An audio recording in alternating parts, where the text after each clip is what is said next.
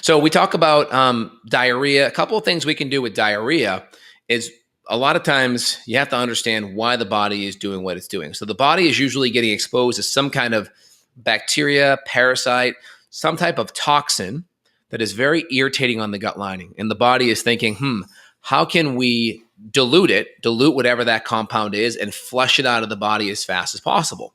So what the body's typically doing is saying, okay, let's bring a whole bunch of fluid and water into this system here, and let's flush it out. Let's increase motility time. Now, what that's going to do is it's going to screw up your electrolytes a lot of times. It's going to screw up your hydration status, and it's also going to make it hard to absorb nutrients.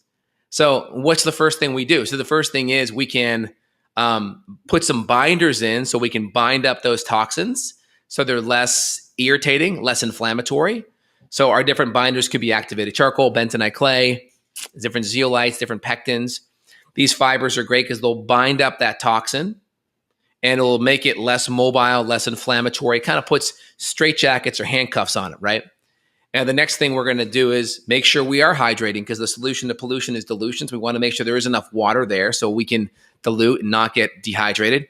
And then the next thing is make sure there's enough electrolytes. Electrolytes are a big deal, because if we are low in sodium and potassium and magnesium, when you start having a lot of these bugs, what you start to notice is you may start getting dizzy or have vertigo or heart palpitations or just feel totally off. And a lot of that can be from a lot of the electrolyte issues due to the infection.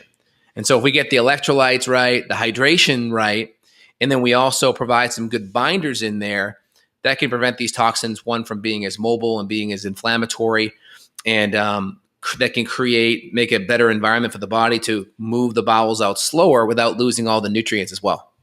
Yeah, good point. And this is kind of an art, right? This is where the art comes in of medicine, when you're trying to integrate these things at the right time that someone can tolerate. So right now, if I try to give her a big cup of electrolytes, she might not be able to, because she's had trouble keeping down the liquid. So you kind of have to know when. Like, you might hear this and go, oh my God, I'm going to do all the things because I want to get better, but there can be an order of operations. So I think get your gut calmed down first. If you can go an hour or two, if you're in an active vomiting situation, if you can go an hour or two without vomiting, that might be, the coast might be clear enough for you to try to work some of the other stuff in, whether it's liquid tinctures to kill things, or if you're doing something like a biocidin or other antimicrobial drops we use, the dosage is usually so small that I think you can keep it down, because you're not going to have to do a ton of drops, right? If you could just do like 5 drops, that's tiny. Your body's barely going to recognize that. And if it's at the tongue, I don't think that's going to create more vomiting. But that's kind of where the art comes in, and paying attention to what's going on.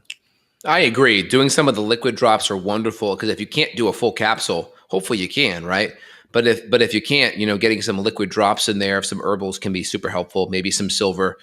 Also, like you mentioned, if you really have a hard time keeping things down, that's where a good IV fluids, IV electrolytes, IV nutrients may be a good idea, because that bypasses the whole digestive system. So then it gets right into your bloodstream and does what it has to do. So you can find some of these liquid IV services. They'll come to your house, or find a facility near you where you can pop in, get it done. Ideally, if it's this acute, you're probably better off paying the money and having someone come to your house.